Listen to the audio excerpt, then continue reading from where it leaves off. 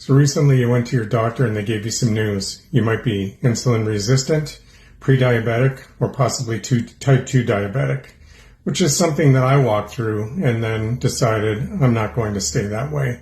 So I'm going to walk you through how to turn the tables on these conditions and get better. See, for me, food addiction was real, and I spent the majority of my life, decades, fighting obesity and food addictions. So I finally decided once I was type 2 diabetic, I have to get healthy. And here's some tips on what I did to get off medications, go from weighing 330 pounds to now being back in the 250 pound range. First, these are metabolic disorders that I'm describing.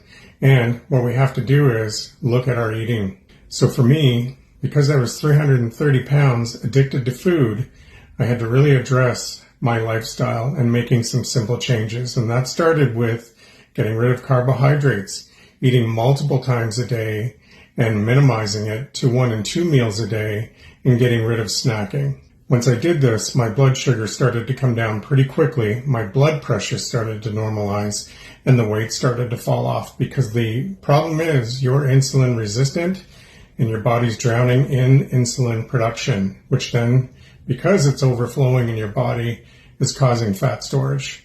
So if you're overweight, or even if you're not overweight, but you can't lose weight, it's guaranteed you're insulin resistant. 2, I moved into meal stacking, meaning I now eat in a certain order. So I start with fibers, which can be leafy greens, stay away from anything starchy, and then I move into healthy fats and proteins. So by healthy fats, I can include things like artichokes, avocados, olives, anything along the families or those lines that are healthy fats for you.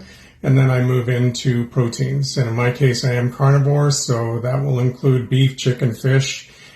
Third, I had to go back to being active. I was active, and as I got obese, became inactive, and then I had to turn the tables on that. So in my case, I don't go to the gym, but I do walk multiple times a day, usually 20 to 40 minutes each time at a brisk walk.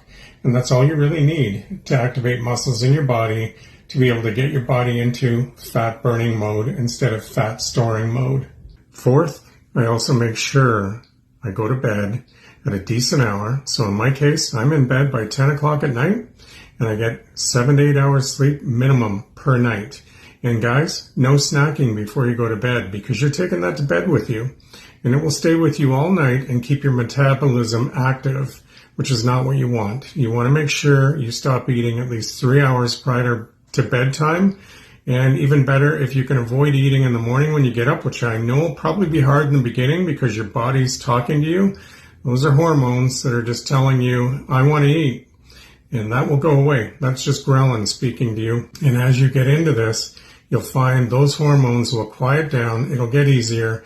And by taking on these steps, I went from a lifetime of uncontrollable food addiction and obesity to being able to get my health back, get off medications, get my blood pressure normalized, and I've added years to my life so I can be here for my family and my friends. Doesn't that sound like a great meal plan?